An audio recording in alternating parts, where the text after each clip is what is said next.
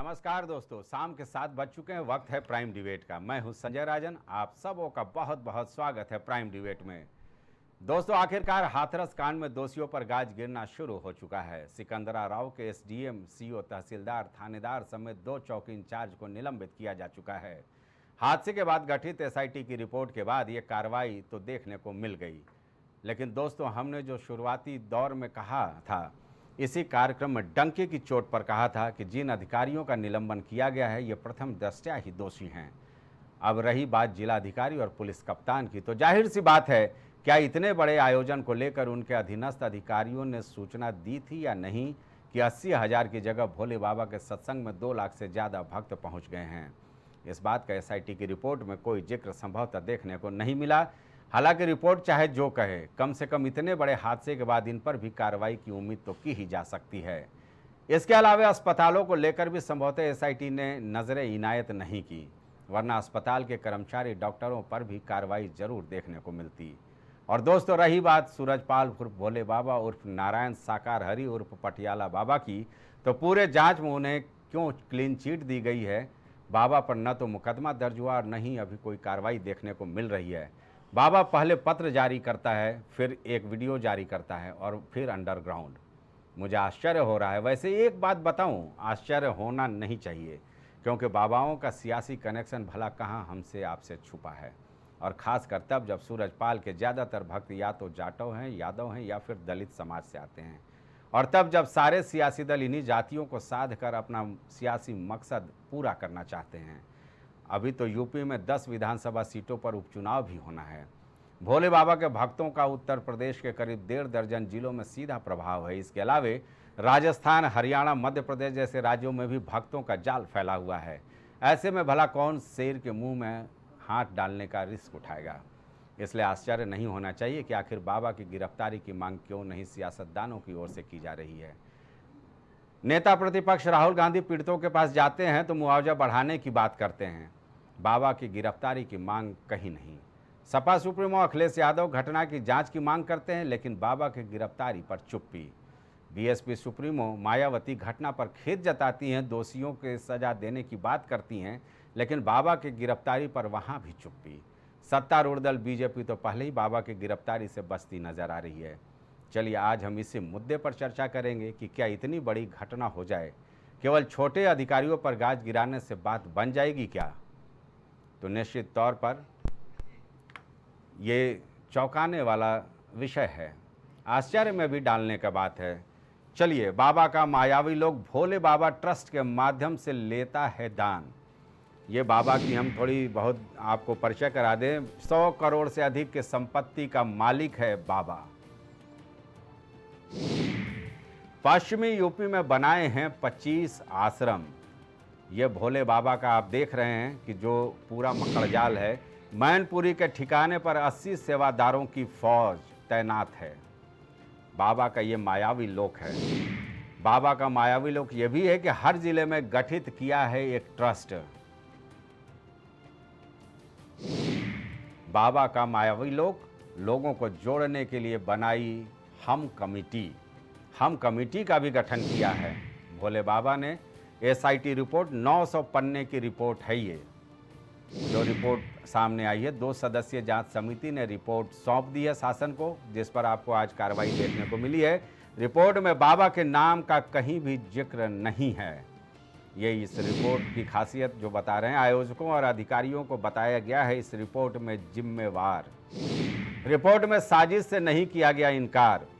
ये भी एक मामला है, ये भी एक मुद्दा है। बाबा के लिए जो एसआईटी रिपोर्ट गठित की गई थी, जैसा मैंने बताया, 900 पन्ने की रिपोर्ट तैयार की गई। 128 गवाहों के बयान दर्ज हैं। 2 सदस्यीय जांच समिति ने रिपोर्ट तैयार की है, जो सौंप दिया गया है शासन को। रिपोर्ट में बाबा के नाम का कहीं भी जिक्र नहीं है।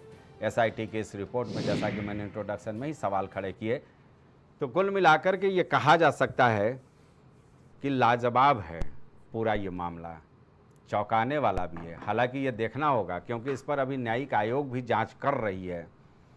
उसमें क्या कुछ निकल करके सामने आता है। फिलहाल जो एसआईटी की जांच बैठाई गई थी, उसमें स्थानीय प्रशासन के ऊपर गाज गिर गई है। जैसा कि मैंने बताया कि सिकंदरा राव के एसडीएम, सीओ, तहसीलदार, थानेदार, 2 चौकी इंचार्ज निलंबित कर दिए गए हैं, जिनको प्रथम दृष्टया हम हर अपने इस चर्चा में सवाल के घेरे में खड़ा करते रहे। लेकिन अभी भी जिलाधिकारी और पुलिस कप्तान के ऊपर किसी भी तरह की कोई कार्रवाई देखने को नहीं मिली है।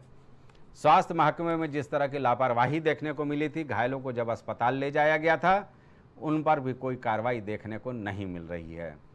हो सकता है कि जो न्यायिक आयोग है वो अपने रिपोर्ट में इन चीज़ों का जिक्र करे, क्योंकि सवाल तो यही खड़ा होता है ना कि क्या निचले अधिकारियों ने आला अधिकारियों को रिपोर्ट दी कि जितनी इजाज़त ली गई उससे ज़्यादा लोग वहाँ पर मौजूद हैं?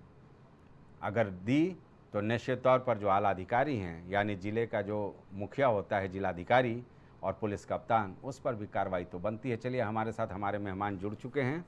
इन खास मेहमानों से आपका चर्चा पहले परिचय करा दें। सबसे पहले हम धर्मेंद्र सिंह, जो समाजवादी पार्टी के प्रवक्ता हैं, स्टूडियो में हमारे साथ मौजूद हैं। आपका बहुत बहुत स्वागत है। आशीष तिवारी जी भी हमारे साथ स्टूडियो में मौजूद हैं। आप बीजेपी के तेज़ तर्रार प्रवक्ता भी हैं, नेता भी हैं। इनसे हम पक्ष लेने की कोशिश करेंगे। अमित तिवारी कांग्रेस का पक्ष रखने के लिए हमारे साथ जुड़ चुके हैं इस चर्चा में। अमित जी, आपका भी बहुत बहुत स्वागत है। प्रवक्ता राष्ट्रीय लोक दल सम्राट चौहान भी इस चर्चा में हमारे साथ मौजूद है। सम्राट जी, आपका भी बहुत बहुत स्वागत है। राजनीतिक विश्लेषक विनय तिवारी जी भी हमारे साथ इस चर्चा में शामिल है। विनय जी, आपका भी बहुत बहुत स्वागत है। सबसे पहले चर्चा की शुरुआत हम विनय जी से ही करेंगे, क्योंकि भोले बाबा उर्फ नारायण साकार हरि के मामले को लेकर के विनय तिवारी जी अक्सर हमारे साथ इस चर्चा में शामिल रहे और इन्होंने भी मांग की थी कि प्रथम दृष्टया जो स्थानीय प्रशासन है वो दोषी है और उस पर कार्रवाई होना चाहिए। विनय जी, आज कार्रवाई तो हुई, लेकिन एसडीएम स्तर और उससे निचले स्तर पर कार्रवाई देखने को मिली। अभी भी जिलाधिकारी, कप्तान समेत जो स्वास्थ्य महकमे में लापरवाही देखने को मिली थी, इसमें कोई कार्रवाई होती दिख नहीं रही है। हालांकि अभी न्यायिक आयोग भी जांच कर रहा है। भोले बाबा को तो पूरी तरह से एसआईटी ने क्लीन चिट्ठी दे दी है। क्या लगता है आपको, क्यों ऐसा हो रहा है? बाबा चरण रज लेने का मंच से ऐलान करता है, सैकड़ों चश्मदीदों का बयान है सामने, और उसके पीछे ही इस तरह की भगदड़ मचती है। अलग अलग लोगों ने उस घटना को अलग अलग तरीके से बयां किया, लेकिन बाबा जो है वो एक वीडियो जारी करता है, कभी पत्र जारी करता है और फिर अंडरग्राउंड हो जाता है। जी विनय जी, आपका विश्लेषण। देखिए, ये जो कार्रवाई हुई है जी, ये बेसिकली कार्रवाई वो इसलिए हुई है कि ये घटना जो घटी और उसमें शासन जितना जिम्मेदार था, जो शासन से जो चूक हुई, इतनी जो मास गैदरिंग हुई और अगर उसकी परमिशन ली गई थी इस गैदरिंग की, तो वहां पे जो इंतजाम होने चाहिए थे वो व्यापक इंतजाम नहीं थे। ये इस चीज की जो चूक हुई थी, इसके लिए कार्रवाई, एक क्षणिक कार्रवाई हुई है। अभी हो सकता है कि कुछ इसमें और नाम शामिल हो, कुछ और लोगों के ऊपर भी गाज गिरे, लेकिन संजय जी, ये जो घटना जो घटी है और ये घटना दोबारा ऐसी घटनाएं ना घटे, इसके ऊपर सरकार ने भी और किसी राजनीतिक पार्टी ने अभी तक ना तो किसी राजनीतिक पार्टी ने मांग उठाई है कि ऐसी घटनाओं पे विराम लगे, भविष्य में ऐसी घटनाएं दोबारा ना हो। इस तरीके के जो मनगढ़ंत बाबा हैं और जो लोगों को बरगला के, इस भोली भाली जनता को बरगला के एक जगह मास गैदरिंग कराते हैं और वो अपना वहां पे बैठ के अपना एक राजनीतिक और आर्थिक स्वार्थ जो पूरा करते हैं, वो चीजें इन फ्यूचर ना होने पाए, इसके लिए ना तो सरकार ने अभी कोई कर्मठता दिखाई है और ना ही किसी राजनीतिक पार्टी ने अभी इस चीज की मांग की। जी, आश्चर्य तो यही होता है और मैंने सवाल भी यही किया है। अपने इंट्रोडक्शन में भी मैंने बोला था कि राहुल गांधी वहां जाते हैं, पीड़ितों को ज़्यादा से ज़्यादा मुआवजा मिले, मुख्यमंत्री को पत्र तक लिख देते हैं, लेकिन भोले बाबा पर कोई कार्रवाई की मांग नहीं होती है। मायावती जी एक्स पर लिखती हैं कि घटना बेहद दुखद है और दोषियों को सज़ा मिलना चाहिए, लेकिन बाबा के ऊपर कोई कार्रवाई की मांग नहीं होती है। समाजवादी पार्टी सुप्रीमो भी कहते हैं कि मामले की न्यायिक जांच होनी चाहिए, लेकिन बाबा पर कोई कार्रवाई की मांग नहीं होती है। धर्मेंद्र जी, भाई सवाल आप तक जाता है कि आखिर क्या इन बाबाओं का सियासी कनेक्शन ऐसा है जो कोई बोलने की माने हिम्मत नहीं कर पा रहा है? संजय जी, सवाल जो हमसे पूछ रहे हैं, ये सरकार से पूछते तो अच्छा रहता जी। क्योंकि जवाब उनको देना है, और अगर वो नहीं दे पा रहे हैं तो उनको सत्ता छोड़ देनी चाहिए। अगर सरकार कानून व्यवस्था नहीं संभाल सकती, सड़कें बह जा रही नहीं संभाल सकती, परीक्षाएं नहीं करा सकती, और भी जो देख लीजिए किस तरह से नौकरियां नहीं दे पा रही है, नीट की परीक्षा लीक हो जा रही है, दर्जनों परीक्षाएं लीक हुई, आपने कई बार इस पर कार्यक्रम किया। जी हाँ। तो उन सीधे सीधे सवाल तो उनसे बनता है। सवाल महत्वपूर्ण ये जो हम लोग पहले भी चर्चा में आप साथ किए थे कि प्राइमा फेसी प्रथम दृष्टया स्थानीय प्रशासन दोषी है, और स्थानीय प्रशासन के साथ साथ सरकार और उसके लाडले अफसर जो वहाँ पोस्ट कर रखे थे, अगर उनको सरकार बचाने का काम करती है तो सीधी सी बात उनकी संलिप्तता उजागर होती है।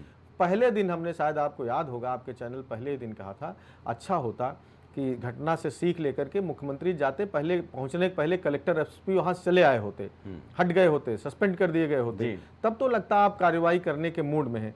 ये लीपापोती करके छोटे अफसरों को आप सस्पेंड कर दिए, छोटे गरीब लोगों को जो वहाँ भक्त लोग थे उनको जेल भेज करके आप कार्रवाई की इस्त्री कर ले रहे करके, कि क्या आप साबित करना चाहते हैं? इसका मतलब आप सीरियस नहीं हैं। एक राग दरबारी में एक जगह एक व्यंग में उन्होंने चर्चा करते हुए कहा कि लोहे का स्वाद पूछने के लिए आप लोहार के पास जा रहे हैं, जबकि लोहे का स्वाद असली जिसके चाबुक लगा के रखे हैं घोड़े, उससे पूछिए वो बताएगा।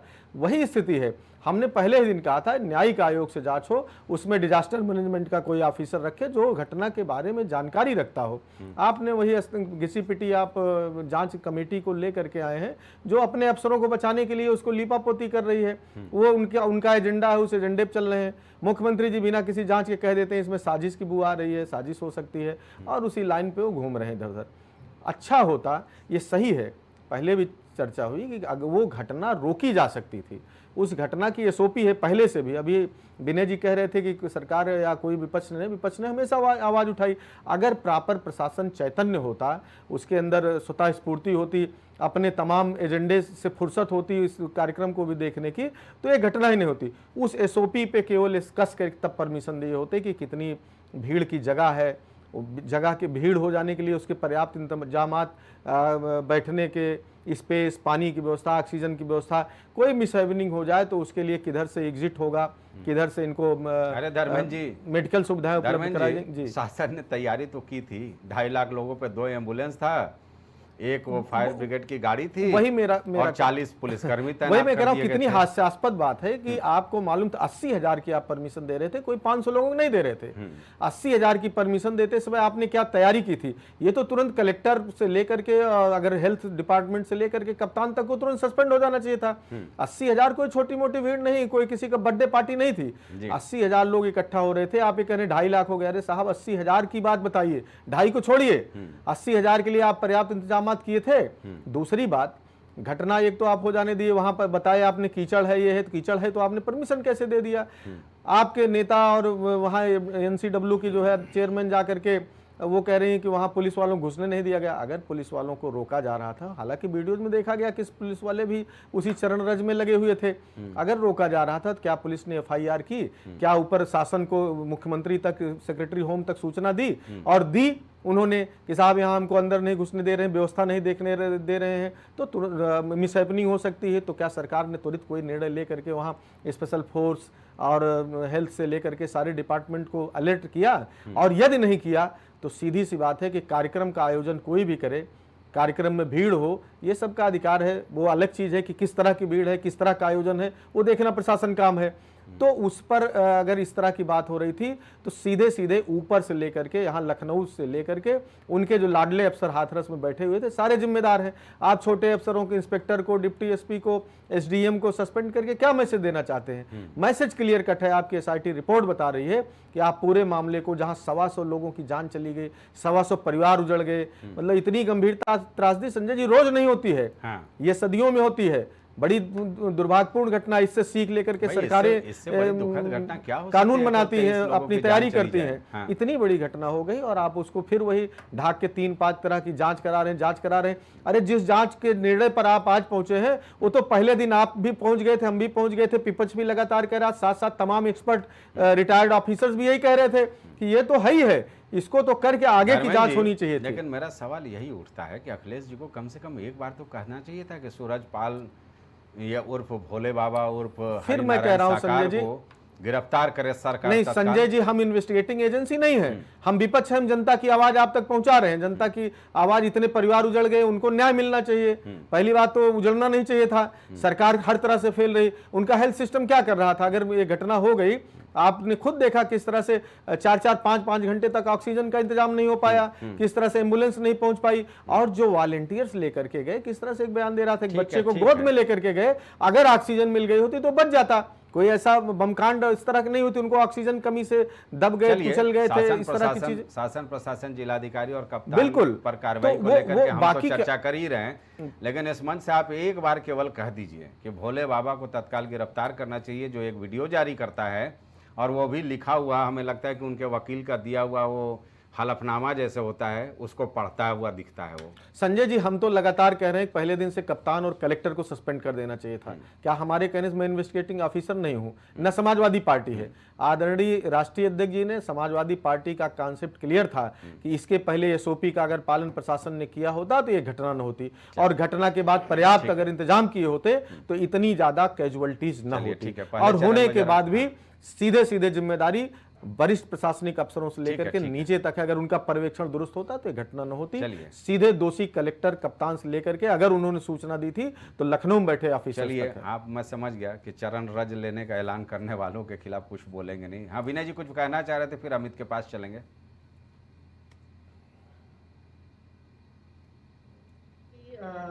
लोकल प्रशासन की चूक और उनके ऊपर हुए एक्शन के बारे में जो व्याख्या कर रहे थे, मैं 100% उनसे सहमत हूँ। ये नो डाउट, इसमें लोकल प्रशासन की, जो लोकल प्रशासन था उसकी भारी चूक थी, और कहीं ना कहीं इतनी बड़ी घटना को अंजाम होने तो नहीं दिया गया, लेकिन उनकी चूक की वजह से वो चीजें घटी।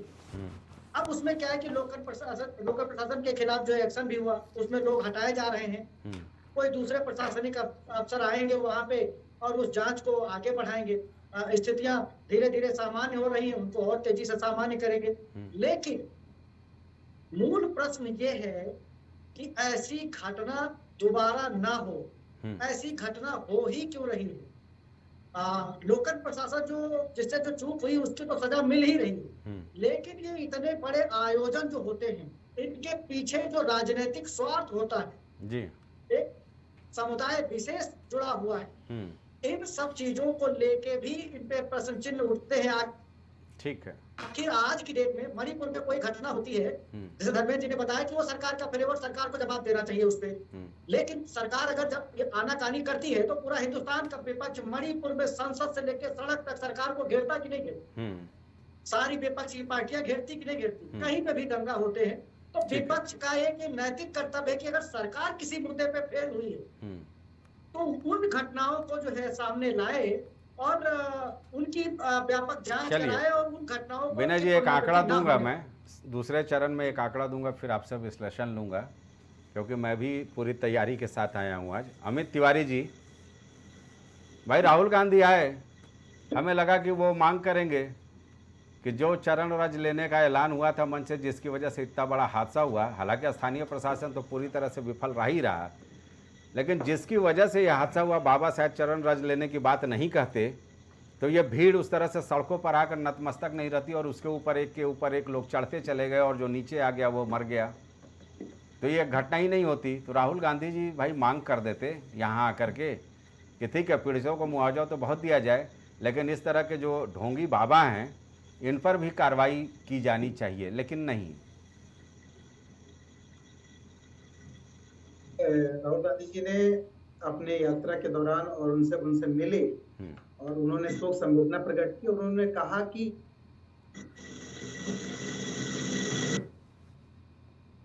जी, अमित जी की आवाज में लगता है कुछ डिस्टर्बेंस है, उसको ठीक किया जाए।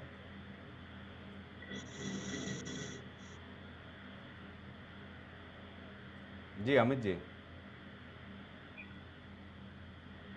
आवाज आ रही है? हमारी आवाज आ रही है? हाँ, मैं आपकी आवाज आ रही है, बोलें।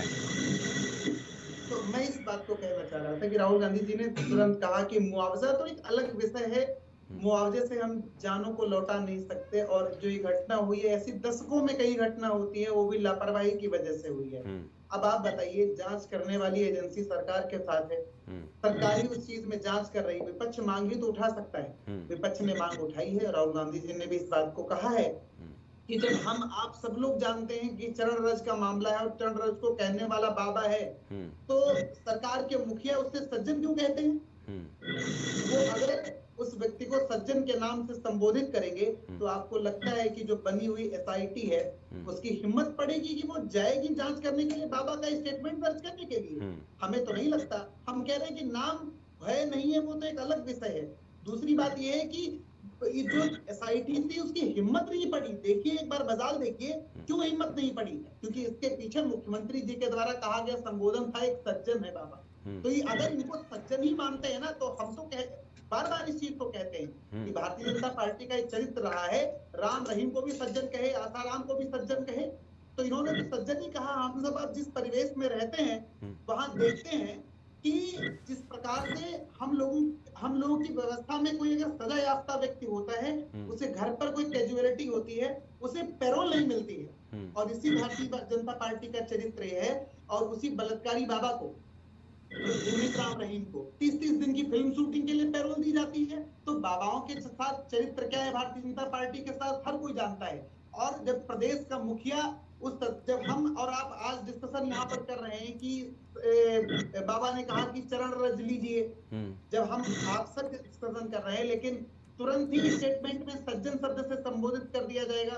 तो एसआईटी की मजाल की वो वहां पर जाए, हमने पहले दिन से मांग की थी। अरे भाई, आप लोगों को तो एक आंदोलन छेड़ देना चाहिए था कि भोले बाबा को गिरफ्तार करो, गिरफ्तार करो, जैसे नीट का परीक्षा रीनीट हो।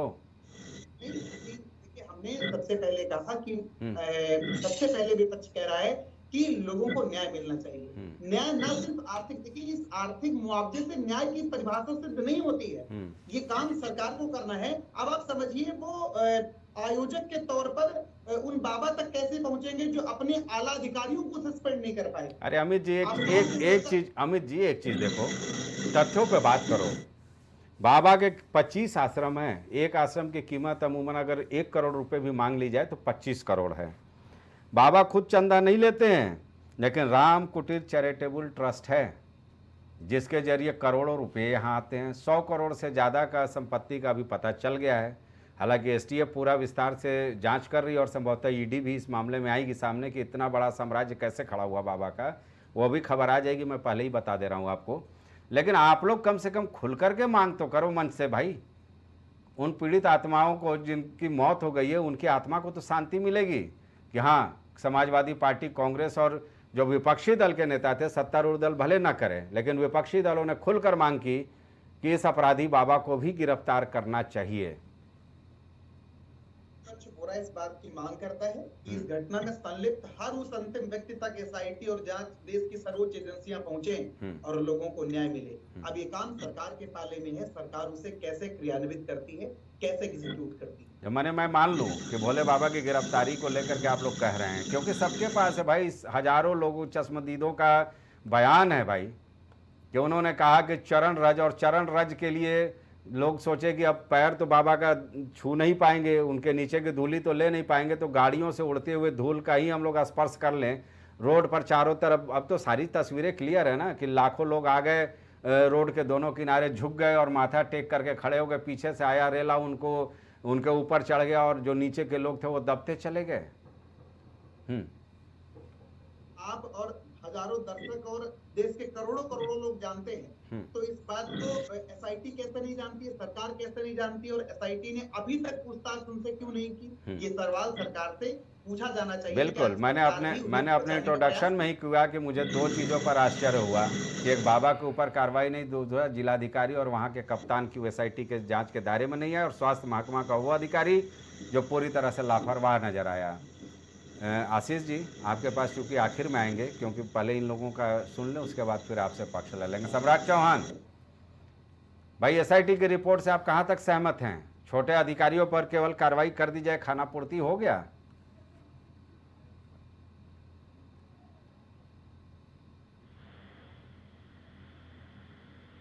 सम्राट, आवाज आ रही है?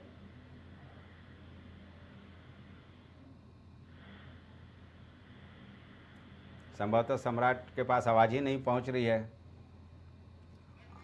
आप जुड़ने की कोशिश कीजिए सम्राट, फिर आप कहते हैं, नाराज़गी जाहिर करते हैं कि राजन जी आप हमसे सवाल ही नहीं पूछते हो। चलिए आशीष जी, भाई पहले चरण का जो चर्चा रहा उस पर आपको क्या कहना है? सुन लिया सबकी बातें? जी सुन लिया, और पहला चरण ही मुझे लग रहा है अंतिम चरण भी है, चूंकि समय जिस तरीके से मैं देख रहा हूँ नहीं, कोई लग नहीं रहा कि बोलिए। दोबारा समय मिलेगा बात नहीं बिल्कुल मिलेगा, आप बोलिए। लेकिन जितनी धैर्यता से मैंने 36 मिनट सबको सुना है, तो अब ये निश्चित मत तौर कह पर दीजिएगा कि 15 मिनट हमको अकेले 15 दे मिनट ना दीजिए, दीजिएगा, प्रवचन सारे नहीं, ही हाँ, लगभग मुद्दों पर बात, मुद्दों पे ही बोलूंगा। SIT लेकिन रिपोर्ट पे टोकिएगा अपनी बात कहें। हाँ, पहले तो मैं यही बता दूं कि जो SIT ने जो रिपोर्ट दी है वो 900 पन्नों की नहीं है, 300 पन्नों की है। तो वो 300 पन्नों की रिपोर्ट के आधार पर, और जिनको आप सभी लोग छोटे अधिकारी बोल रहे हैं, वो SDM स्तर के अधिकारी आप लोगों की नज़रों में छोटे होते, मुझे इस बात का आश्चर्य है। CO स्तर का व्यक्ति आपके लिए छोटा अधिकारी है, ये मेरे लिए बड़े आश्चर्य की बात है। देखिए, सरकार बिना जांच किए, चूंकि सरकार की जिम्मेदारी होती है, हम यहाँ पर बैठकर कुछ भी कोई भी बयान यहाँ से दे दें, उसको कोई उसका ऑथेंटिकेशन ना हो और हम कह दें देखा बात हमने तो कहा था इंडिया जीतेगी, अगर इंडिया नहीं जीती तो क्या हो गया आपका। लेकिन सरकार की एक जिम्मेदारी होती है, वो आपके कहने पर और किसी के कहने पर काम नहीं करेगी। जो जांच होगी नियमतः जांच रिपोर्ट आएगी और रिपोर्ट के आधार पर ही जो सरकार है वो कदम उठाया करती है। तो जो 300 पन्नों की रिपोर्ट आई उसके आधार पर प्रथम दृष्टया जो SDM है जिन्होंने वो अनुमति दी थी और बिना निरीक्षण करे दी थी, ये भी उस रिपोर्ट में है। और मैं आपको बता दूं कि 119 लोगों के इसमें बयान दर्ज हैं, 119 लोगों के, 119 लोगों के, आप कंफर्म कर लीजिएगा, 119 लोगों के बयान दर्ज हैं। तो उन बयानों के आधार पर SIT के ने जो रिपोर्ट दी है, उस रिपोर्ट के आधार पर प्रथम दृष्टया सरकार ने SDM स्तर से लेकर 6 अधिकारियों के ऊपर गाज गिराने का काम करा अभी तक। और वहां का जो लोकल प्रशासन है, निश्चित तौर पर CO जो हैं वहां के, उनको भी उनके ऊपर भी गाज गिरी है। प्रथम दृष्टया जो वहां का लोकल प्रशासन था वो भी उसमें लपेटे में आया है, जो वहां पर अधिकारी थे SDM स्तर के वो भी वहां पर लपेटे में आए हैं। तो सरकार छोड़ने के मूड में किसी को नहीं है, और अभी सरकार ने ये कह भी नहीं दिया है कि नहीं ये हमारी अंतिम रिपोर्ट है। दूसरी चीज मैं आपको बताऊं, राहुल गांधी जी वहां पर गए, राहुल गांधी जी ने कह दिया मुआवजा बढ़ा दीजिए, लेकिन उन्होंने साकार हरि बाबा के लिए एक शब्द नहीं प्रयोग करा। अभी यहाँ पर हमारे भाई धर्मेंद्र सिंह बैठे हैं, आपने उनसे बात करी, लगातार उन्होंने अपने 8 मिनट का व्यक्तित्व दिया और उसके बाद आपने उनसे एक सीधा प्रश्न कहा कि क्या आपकी पार्टी ये मांग करती है, तब भी उन्होंने, आप देखिए बड़े आश्चर्य की बातें यहाँ पर हो रही हैं, उन्होंने एकदम साफ नहीं कहा। उन्होंने फिर भी कहा नहीं प्रशासन ने ये नहीं करा और डॉक्टर ने ये नहीं करा, उन्होंने बिल्कुल साफ तौर पर यह आपको यहाँ पर पूछने के बावजूद भी नहीं कहा कि हाँ उनको सजा होनी चाहिए या उनका नाम होना चाहिए। लेकिन मैं फिर बता दूं, अगर आप ये प्रश्न भारतीय जनता पार्टी से करते हैं कि बाबा का नाम क्यों नहीं है, आपने नहीं करा लेकिन मैं कर लेता हूं जी, तो मैं आपको ये बताना चाहता हूं कि जांच के आधार पर जिन जिन लोगों के नाम आते जाएंगे उनको सरकार घसीट कर लाने का काम करेगी। मैं आपको फिर कह रहा हूं, मेरे शब्द पे प्रयोग देखिएगा, हम तो उम्मीद करते हैं। नहीं, बिल्कुल घसीट कर लाने का काम करेगी और सरकार किसी को बख्शेगी नहीं। और मैं आपको सबसे हैरानी और आश्चर्य की बात यहां पर बताता हूं जी, आपने भी अपने इंट्रोडक्शन में बताया कि ये जो बाबा हैं इनका, ये किस समुदाय के बाबा हैं, इनसे जुड़े हुए लोग यादव हैं, जो भारतीय जनता पार्टी का वोटर नहीं माना जाता है। इनसे जुड़े हुए वोट जाटव हैं, जो भारतीय जनता पार्टी का वोटर नहीं माना जाता है। और कोई सरकार होती तो निश्चित तौर पर पहले दलित, मैं बता रहा हूं, और कोई सरकार होती तो निश्चित तौर पर पहले ही दिन वो बाबा को उठाकर इसका नाम उसमें डालती और इस पूरे मैटर को खत्म करने का काम कर देती। चूंकि कोई भी हो, कोई भी पत्रकार हो, कोई भी समाचार एजेंसी हो, कोई भी राजनीतिक विश्लेषक हो, कोई भी विपक्ष का आदमी हो, सब ये कह रहे हैं कि सरकार जो है वो बाबा के ऊपर हाथ क्यों नहीं डाल रही। तो मैं आपको बता दूं, बाबा भारतीय जनता पार्टी का कोई किसी भी प्रकार से कोई फायदा नहीं कर रहा है, लेकिन ये सरकार निष्पक्ष सरकार है, सबका साथ सबका विकास। वो चाहे हमारा वोटर हो या ना हो, उसने हमको वोट दिया हो चाहे ना दिया हो, लेकिन सरकार कभी, जो सरकार है वो दुराग्रह के भाव से किसी के ऊपर कार्रवाई नहीं करेगी।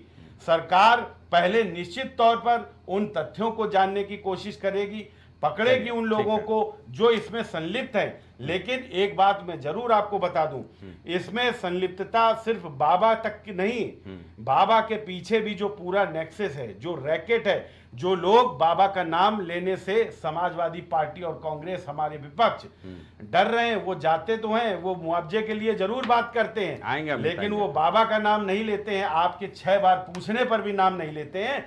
तो मैं आपको बता दूं कि जिस प्रकार से जांच आगे बढ़ती जाएगी और उस प्रकार से जो लोग इसमें संलिप्त पाए जाएंगे, उनके खिलाफ कड़ी से कड़ी और बड़ी से बड़ी कार्रवाई की जाएगी। हम देखेंगे निश्चित तौर पर, क्योंकि इस मुद्दे को हम छोड़ने वाले नहीं है। सम्राट, आवाज आ रही है?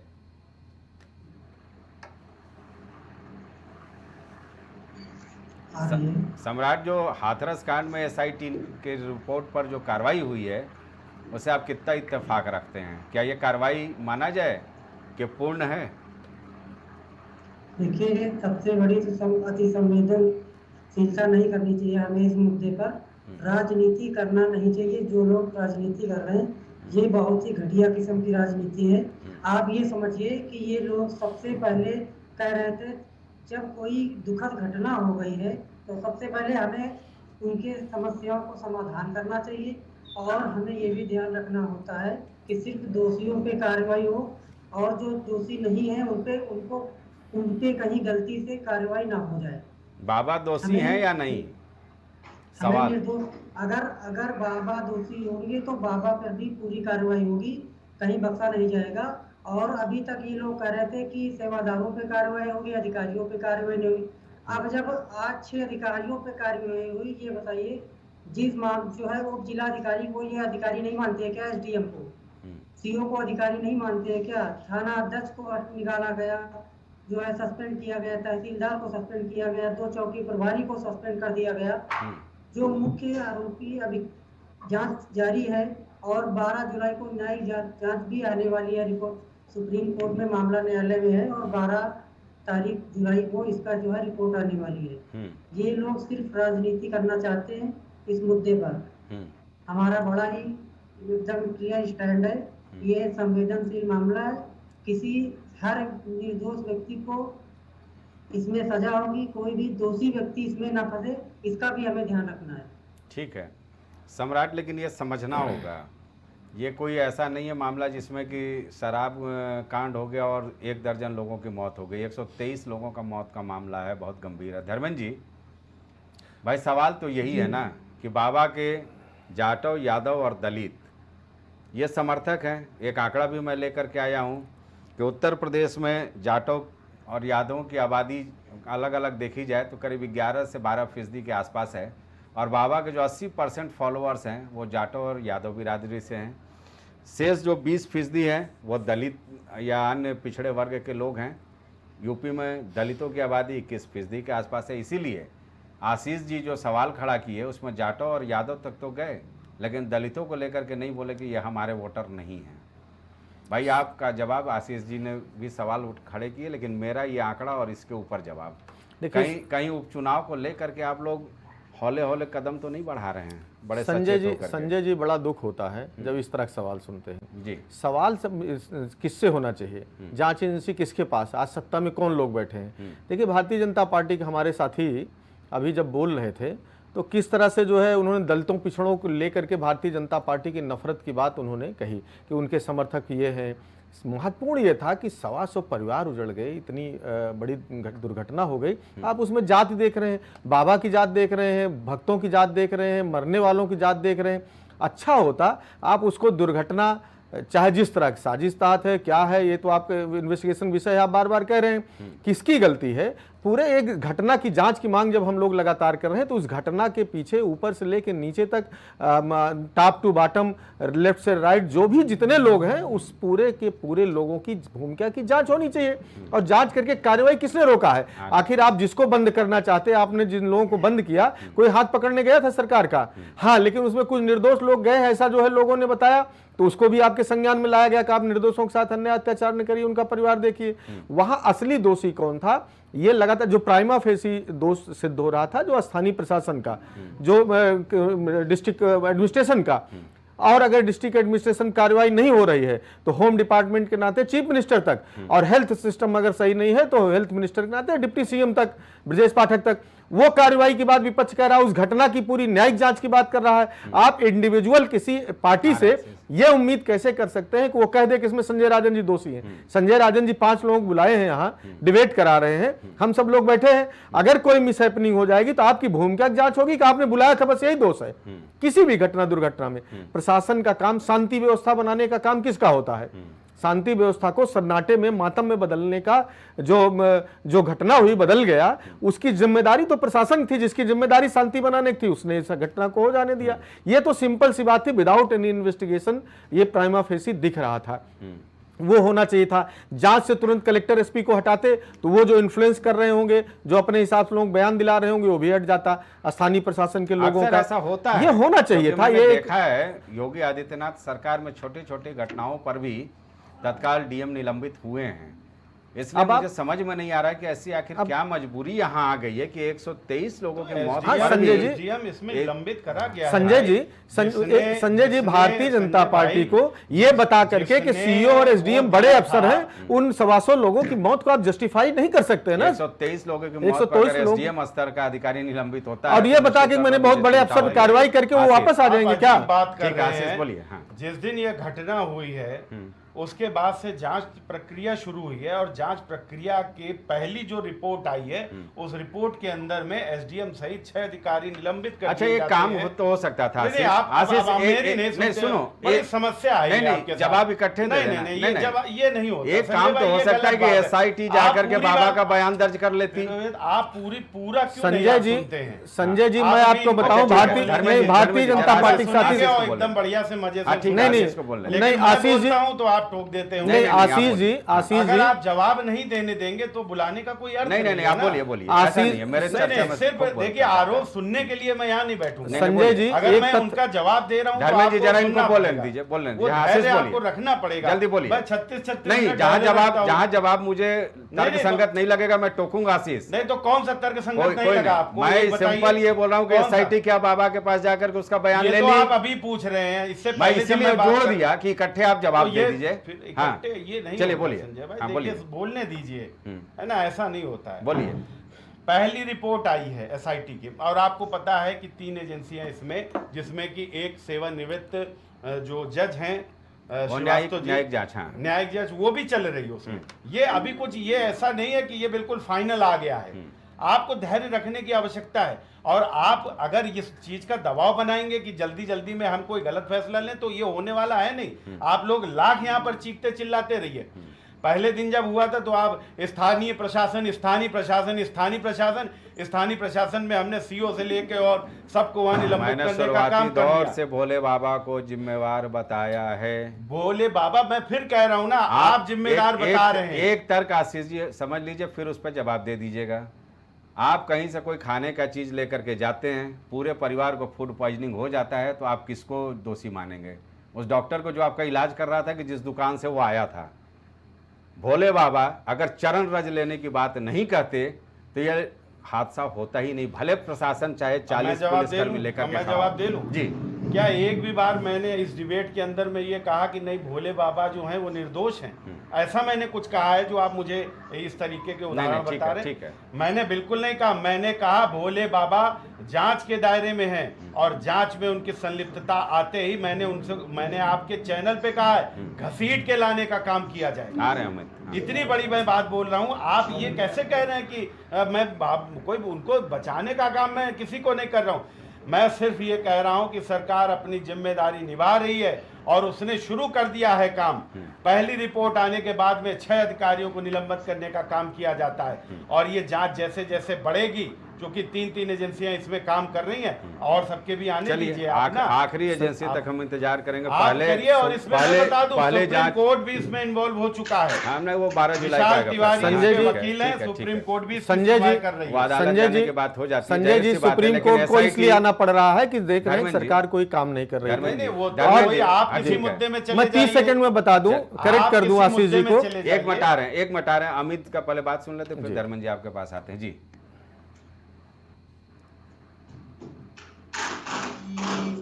6 लोगों पर कार्रवाई हुई। आपको लगता है कि 7 दिन की रिपोर्ट जांच करने के बाद यही निष्कर्ष निकलना था?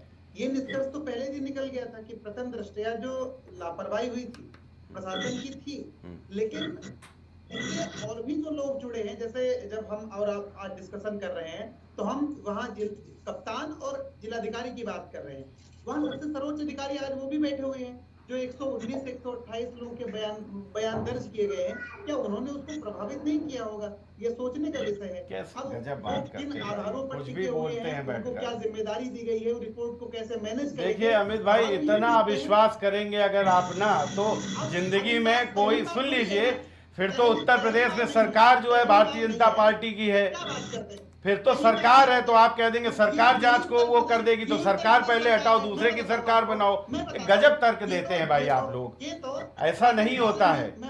और ये 7 दिन में नहीं, ये 17 दिन में भी अगर रिपोर्ट आती ना, तब भी कोई दिक्कत नहीं थी। बाबा से किसी भी दोषी, देखिए दोषी को छोड़ेंगे नहीं, निर्दोष को फंसाएंगे नहीं। एक करके देखो मैं बताऊं आपको, ये सिर्फ टीवी मंचों पर कह सकते हैं, इनकी करनी और करनी में फर्क कैसे होता है हमने आप सभी ने देखा। वो देखा मैंने, जब राहुल गांधी गए थे तो एक भी बार बाबा का नाम नहीं लिया था उन्होंने, वो देखा हमने।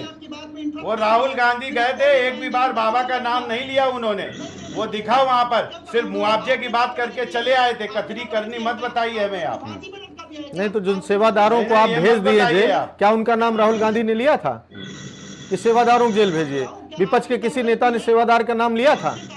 संजय जी, भारतीय जनता पार्टी से पूछिए कि क्या जिन सेवादारों को इन्होंने बिना जांच के ही पहले दिन से गिरफ्तारी शुरू कर दिया था, एसआईटी जांच के पहले ही, क्या उनके लिए विपक्ष के किसी नेता ने कहा था? आयोजन करता थे, आयोजन करता तो फंसेगा ना उसमें। देखिए दोहरी किसी एसआईटी की जांच की जरूरत नहीं है। आप कैसी बात कर रहे हैं? चलिए, जो किसी आयोजन में कोई घटना होती है और आयोजनकर्ता को हम कहते हैं कि अब हम घटना का पहले जांच कराएंगे, उसके बाद पकड़ेंगे, कैसी धर्मेंद्र भाई आप बात कर रहे हैं? बच्चों वाली संजय जी, संजय आपने जेल भेज दिया, वो सही है। वो देखिए आयोजन करता तो प्रथम दृष्टया पकड़ लिया जाएगा। वो भी यूपी पुलिस नहीं कर पाई, उन्होंने शायद वकील ने दावा किया कि हमने सरेंडर दावा करा है, लेकिन बहरहाल ठीक है, मीडिया की लेकिन मेरा सवाल यही है। विनय जी आवाज आ रही है? विनय जी देखिए, सियासतदान तो अपनी बात रखेंगे, लेकिन हम आप जो विश्लेषण करते हैं वो भाई बेबाकी से करते हैं। एसआईटी की जांच में अगर बाबा से पूछताछ कर ली जाती और ये जिक्र कर दिया जाता कि इसमें बाबा जो है वो उनको क्लीन चिट दिया गया है, तो हमें तो तसल्ली हो जाती। बाबा वीडियो जारी कर देते हैं, फिर अंडरग्राउंड हो जाते हैं। अरे जो पीड़ित बचे हुए हैं, कम से कम उन्हीं का वो जा करके एक बार कुशल क्षेम पूछ लेते, जो हैंडपंप से लोगों को हर मुश्किलों से राहत दिला रहा था। देखिए संजय जी, अभी तक हम लोग जो चर्चा कर रहे हैं, जो जांच जो चल रही है, वो इस चीज को लेकर चल रही है कि जो ये घटना घटी उसमें जो शासन प्रशासन से जो चूक हुई, जो समुचित इंतजाम नहीं हुए, इस चीज की जांच चल रही है। अब इसमें जो रिजल्ट आएगा, जो नतीजे आएंगे, उस पर जांच वो आगे बढ़ेगी और उस पर जो दोषी होंगे उनको सजा दी जाएगी। और स्थानीय प्रशासन को अभी फिलहाल निलंबित कर ही दिया गया है। लेकिन ये जो घटनाएं जो होती हैं, इसके पीछे राजनीतिक मकसद क्या है, और ऐसी घटनाएं दोबारा न होने पाए, इसके बारे में अभी सब लोग शांत बैठे हुए हैं। कारण से केवल यही है, नफा और नुकसान देखा जा रहा है। एक विशेष समुदाय से वो बाबा है, अब वो नफा नुकसान किस करवट बैठता है, सारी पार्टियां अपना गुड़ा भाग करेंगी। जो सत्ता पक्ष है वो भी बहुत फूंक फूंक के कदम आगे रख रही है कि कहीं उसको कुछ राजनीतिक नुकसान न उठाना पड़े, और वहीं पे विपक्ष जो और किसी भी मुद्दे पे इतनी प्रमुखता से सरकार को घेरता है, इस मुद्दे पे कहीं ना कहीं बगले झांकते हुए नजर आ रहा है। वो सरकार के ऊपर दबाव नहीं बना पा रहा, वो दबाव इस चीज का बना रहा है कि वहां पे एम्बुलेंस प्रॉपर क्यों नहीं थी, शासन प्रशासन प्रॉपर क्यों नहीं था, वो इस चीज का दबाव तो बना रहा है। लेकिन ऐसी घटनाएं क्यों होती हैं, ऐसी मास गैदरिंग क्यों होती है, पब्लिक को ऐसा क्यों बरगलाया जाता है, इस पे विपक्ष सरकार को नहीं घेर रहा है। ये आने वाला वक्त ही बताएगा। और मैं एक चीज और आपसे कह दे रहा हूँ, बाबा के ऊपर कार्रवाई तो होगी, लेकिन सारी राजनीतिक पार्टियां बस नफा नुकसान देख रही हैं और उसके बाद वो अपना पत्ते। अब चलिए संजय जी, बहुत छोटा सा सवाल है। इसके पहले भी जी सबसे पहले सारे जो हमारे मेहमान ने बता दूं, समय बहुत कम है, 30-30 सेकंड का आखिरी राउंड। हाँ देखिए, दो चीज है। सवाल ये है सबसे महत्वपूर्ण कि क्या इसके पहले घटनाएं नहीं हुई? प्रतापगढ़ में एक बाबा के कार्यक्रम घटना हुई थी, लखनऊ के अंदर एक नेता के कार्यक्रम में घटना हुई थी, तो क्या कभी उसके पहले जात देख करके कार्रवाई हो कि जाति है इसलिए कार्रवाई हो ना हो? सवाल महत्वपूर्ण, इतनी बड़ी घटना में भारतीय जनता पार्टी उसमें जात खोज रही है कि जात का बाबा है, किस तरह से कह रहे हैं कि उनके फॉलोअर्स पिछड़े थे, दलित थे, इस तरह की बात दोहरी बात कर रहे हैं। देखिए संजय जी, मैं बस केवल 2 सेकंड अपनी बात समाप्त करूंगा। ये जो कार्रवाई हुई है ये बोगस है। ये 24 घंटे के अंदर रात में ही उसमें पुलिस कप्तान और जो कलेक्टर से रिपोर्ट ली गई थी, जिन अफसरों को उन्होंने बना करके दोषी भेज दिया था, जो करंट रिपोर्ट आती है प्राइमा फेसी, वही कार्रवाई करके लिपापोती करने काम कर रहे हैं। इसको करना था तो इस एसआईटी का क्या औचित्य है? आप उसी दिन कार्रवाई करके तब गए होते, सुबह मुख्यमंत्री जी को जाना चाहिए था। आप तो 9 दिन चले, वो अढ़ाई कोस वाली स्थिति हो गई कि आप 1 सप्ताह से अधिक समय 125 जाने चली गई और आप ले दे करके जो कप्तान ने रिपोर्ट भेजी थी उसी को आप इसमें एसआईटी में ले आए। 30 सेकंड हो गया। चलिए देखिए संजय भाई, मैं आपको बताऊं कि जाति देखकर समाजवादी पार्टी पीडीए चिल्लाने वाली, जो जातियों में पिछड़ा दलित, पीडीएस तो इनको दिक्कत है संजय जी, मेरा पीडीएस से तो दिक्कत है, मेरा टाइम है। नहीं पीडीएस से दिक्कत है। मैं कभी जाति आधारित आरोप नहीं लगाता हूँ संजय जी। संजय जी 30 सेकंड बोल रहे हैं। आपने जाति आधारित बोला इसलिए क्योंकि आशीष जी जब अपनी डिबेट बात शुरू हुई थी तब उसका एक आंकड़ा बताया गया था कि कितने जाटव हैं, कितने, मैं उसके आधार पे बता रहा था। ये भारतीय जनता पार्टी जाटव और पिछड़ा करती है। संजय जी, पीडीए कहां से आ गया? पिछड़ा, दलित, अल्पसंख्यक और मुख्य धारा छूट गया। अब डिबेट का समय नहीं है, फिर वाइंड अप हो जाएगा, बाकी लोगों की बात रह जाएगी। पीडीए चिल्लाने वाले जो जाति के आधार पर पूरा चुनाव लड़के आए हैं, वो जाति ना बताएं। और जाति उनके लिए इतनी जरूरी है कि उसी की वजह से आपने 10 बार उनसे पूछा कि क्या समाजवादी पार्टी बाबा की गिरफ्तारी मांगती है। संजय जी, जात की बात तो देश के प्रधानमंत्री जी संसद में अपने मंत्रियों की जात बताते हैं। आप लोगों की जात की बात संजय जी, देश के प्रधानमंत्री संसद के अंदर जात के धर्मेंद्र जी बताते हैं। आप लोगों की बात आ गई। अब 30 सेकंड में हमें एसआईटी 10 सेकंड, इन्होंने जो एसआईटी की जांच को इन्होंने कह दिया कि नहीं वो तो पहले ही आ गई थी, तो इतनी जानकारी इनके पास जिस भी माध्यम से आई तो वो माध्यम जरूर बताएंगे। ठीक है, क्योंकि एसआईटी की जो रिपोर्ट है वो 30 सेकंड में अपनी बात रखिए। हाँ, बड़ा बहुत ज्यादा प्रभावित हैं और बहुत परेशान भी हैं, ताकि उनके पास खुद शब्द संयोजन नहीं। दूसरी बात में जिस जांच की विषय की 30 सेकंड है। अभी एक कमेटी कानपुर में बनी थी जब प्रशासन ने एक दीक्षित परिवार को बुलडोजर से ढहा दिया था, उसमें भी यही चीज हुई थी कि जांच रिपोर्ट के बाद अगर अमित जी, चर्चा का समय समाप्त हो गया। चलिए, वक्त यहीं तक इजाजत देता है। 30 सेकंड का आखिरी समय था। आप लोग चाहते तो अच्छी मांग रख सकते थे सरकार से कि इस मामले को लेकर के क्या कार्रवाई होनी चाहिए। अभी विस्तार से अलग अलग मुद्दों पर अलग अलग वक्त पर चर्चा हो सकता है। फिलहाल सारे मेहमानों का बहुत बहुत धन्यवाद। लेकिन जाहिर सी बात है, एसआईटी की जो रिपोर्ट आई है वो बिल्कुल असंतुष्ट करने वाली है। इसमें छोटे लोगों पर तो निश्चित तौर पर कार्रवाई देखने को मिली है, एसडीएम और उससे निचले स्तर के अधिकारियों पर, लेकिन बड़े अधिकारी अभी भी इस मामले में क्लीन चिट मिलते हुए नज़र आ रहे हैं। फिलहाल आगे क्या कुछ होता है, हालांकि न्यायिक आयोग और सुप्रीम कोर्ट में भी मामला पहुंच चुका है।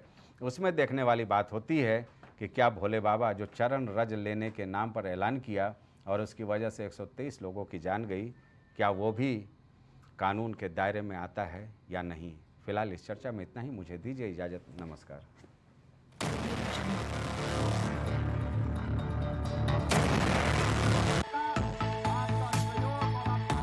कुछ भाव पुष्प।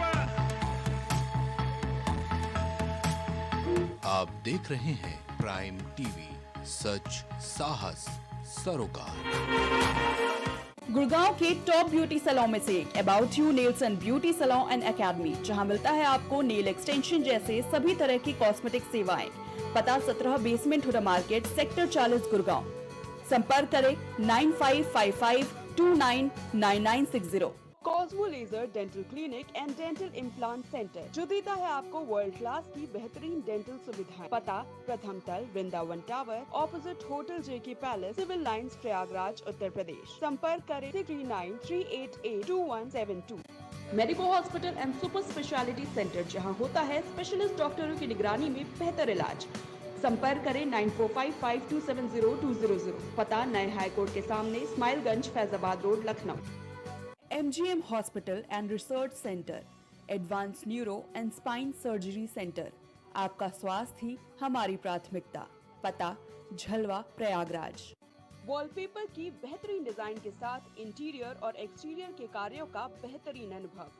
Kesarwani paints and hardware. पता जवाहरलाल नेहरू रोड, निकट पार्वती हॉस्पिटल, प्रयागराज। अब हर किसी के घर में गूंजेगी बच्चों की किलकारियां। निसंतान को भी मिलेगा अब संतान का सुख। जी हाँ, बांझपन से अगर आपको भी चाहिए छुटकारा, तो आज ही आइए Saira health care and hijama centre. आपका स्वास्थ्य हमारी प्राथमिकता। डॉक्टर निजामुद्दीन कासमी, सेक्स रोग विशेषज्ञ, हर्बल दवाओं के द्वारा गुप्त रोग और बांझपन के सफल उपचार की 100% गारंटी। पता बाराबंकी, उत्तर प्रदेश। आपकी जिंदगी अनमोल है, इसकी सुरक्षा करें। जब बात हो आपके स्वास्थ्य की, तो फिर समझौता कैसा? जी हाँ, आपको हर बीमारी से बचाने के लिए आ गया है लखनऊ नेशनल हॉस्पिटल, जहां मिलती है आपको ICU और NICU की सुविधा, बेहतरीन मेडिकल इक्विपमेंट्स के साथ, वो भी 24 घंटे मेडिकल सुविधा के साथ, वो भी अनुभवी डॉक्टरों की देखरेख में। पता national complex near Sunni inter college, Tundiyaganj, Lucknow. Mobile number 7991223441। Sunita home care centre, जहां रखा जाता है पेशेंट से लेकर बच्चों तक का ख्याल। पता मटियारी विधायक चौराहा, Chinhat, Faizabad road, Lucknow. Mobile number 9125179740, 9219470312। Goyal super speciality hospital आपके लिए लेकर आया है world class heart care facilities, जहां होता है हार्ट समेत सभी बीमारियों का बेहतर इलाज। संपर्क करें अयोध्या रोड, चिन्हट, लखनऊ। प्रयागराज में पहली बार जर्मन टेक्नोलॉजी तकनीक के द्वारा महिलाओं की शारीरिक और मानसिक तकलीफों से छुटकारा पाए। शकुंतला मल्टी स्पेशलिटी हॉस्पिटल, पता 3B ताशकंद मार्ग, सेंट जोसेफ कॉलेज के सामने, निकट भार्गव बुक डिपो, प्रयागराज। करी भोजपुरी के पहला story telling mobile app यायावरी via Bhojpuri play store से, और डूब जाएं दुनिया भर के कहानियन के अद्भुत सागर में आपन भाषा भोजपुरी में। यायावरी वाया भोजपुरी, कथा कहानी आपन बानी। सालों से लोगों की स्वास्थ्य का रखा ख्याल, लोगों को जिनसे मिलता है बेहतर उपचार। Doctor Shri Krishna Singh Yadav, consultant physician, जिला चिकित्सालय के सामने, रोशन कुटीर, मुरैना। आपकी जिंदगी अनमोल है, इसकी हिफाजत करना हमारा फर्ज। हिंद हॉस्पिटल, जहां मिलती है आपको ICU NICU की सुविधा। नोट, आयुष्मान कार्ड से मुफ्त इलाज की सुविधा उपलब्ध। ICU और NICU की सुविधा, दिल का ऑपरेशन छोड़कर बाकी सारे ऑपरेशन की सुविधा आयुष्मान कार्ड से भी उपलब्ध है। आयुष्मान कार्ड से मोतियाबिंद का ऑपरेशन और आंख की जांच फ्री में होती है। हर महीने के आखिरी बुधवार को गरीबों और जिनका कोई देखभाल करने वाला नहीं है, उनका फ्री में इलाज वो ऑपरेशन करते हैं। पता नियर महर्षि यूनिवर्सिटी, भिटौली तिराहा, IIM रोड, लखनऊ। आपका स्वास्थ्य हमारी जिम्मेदारी, बेहतर इलाज वो भी अनुभवी डॉक्टर्स के साथ। भारत हॉस्पिटल, जहां मिलती है आपको बेहतर हेल्थ फैसिलिटी, 24 घंटे इमरजेंसी वार्ड की सुविधा। Doctor Alam Khan, consultant physician, doctor Tammar Ali, consultant physician. पता तहसीनगंज चौराहा, Hardoi road, Lucknow. Phone number 9185876246, 918577092786। Gwalior शहर का जाना माना पैलेस शानदार फैसिलिटीज और एयर कंडीशन रूम्स की अवेलेबिलिटी। तो देर किस बात की, आज ही संपर्क करें जनकपुरी पैलेस और श्रीराम इवेंट, जनकपुरी प्लाजा, दाने बाबा रोड, शताब्दीपुरम, ग्वालियर। यदि कला को आप पसंद करते हैं, अगर आप प्रिंट की इस आधुनिक दुनिया में हाथों की कला का हुनर समझते हैं, तो फोटो आर्टिस्ट आरुषि वर्मा से अपना मनपसंद और शानदार स्केच और फोटो बनवाएं। पता अशरफ विहार कॉलोनी, चिन्हट, लखनऊ। तेंदुखेड़ा के नंबर 1 विश्वसनीय आभूषणों में से एक रूसिया ज्वेलर्स 85 वर्षों से आपकी सेवा में समर्पित, जहां आपको सबसे कम ब्याज दर पर जेवर गिरवी रखा जाता है एवं मार्केट से सबसे कम बनवाई पर हॉलमार्क आभूषण उपलब्ध है। नई आबादी, सराफा मार्केट, मंडी रोड, तेंदुखेड़ा, मध्य प्रदेश। न्याय करने वाले से बड़ा न्याय दिलाने वाला होता है, इसीलिए जब आप चुने लॉ का प्रोफेशन तो भीमराव अंबेडकर लॉ कॉलेज ही है सबसे बेहतर विकल्प। यहाँ प्रिंसिपल डॉक्टर अवनीत कुमार और डायरेक्टर वीजी गोस्वामी के सानिध्य में आपके बच्चों को मिलती है बेहतर शिक्षा। तो आज ही आए Bhimrao Ambedkar law college. Admission open. पता हरिकंज गढ़ी, रायबरेली रोड, लखनऊ। मस्तिष्क मनोरोग, नस एवं नशा मुक्ति के विशेषज्ञ डॉक्टर राकेश पासवान। पता Sitaram hospital, Darbhanga colony, Lowther road, Prayagraj. दशकों से प्रयागराज के विश्वसनीय शैक्षणिक संस्थानों में से एक वैभव क्लासेस, जहां मिलता है शिक्षा का बेहतर एनवायरनमेंट अनुभवी शिक्षकों के साथ। पता near auto sales building, civil lines, Prayagraj. babaSahebShadi.com, ये पोर्टल वेबसाइट शादी विवाह के रिश्तों के लिए ये बहुत ही भरोसेमंद और बेहतरीन पोर्टल वेबसाइट है। अभी तक बहुत सारे लोगों ने इस पर भरोसा किया है और मनचाहा रिश्ता पाया है। ये पूर्णतः सुरक्षित है। आप आज ही अपना निशुल्क पंजीकरण कराएं और मनचाहा रिश्ता पाएं। महिला एवं प्रसूति रोग विशेषज्ञ, लेप्रोस्कोपी सर्जरी जैसे gall bladder, hernia, kidney stone का आधुनिक विधि द्वारा उपचार किया जाता है। अदिति हॉस्पिटल, जहां मिलता है आपको बेहतरीन इलाज अनुभवी डॉक्टर्स के साथ। आपका स्वास्थ्य ही हमारी प्राथमिकता। पता Alapur, Lucknow road, post head office, Barabanki. Phone number 05248 297 631 8707 381354 79121 20078। शिक्षा जीवन सार्थक करता यही मंत्र है मूल्य। शिक्षा की ही ज्योति जलाता बाल मंदिर हाई स्कूल।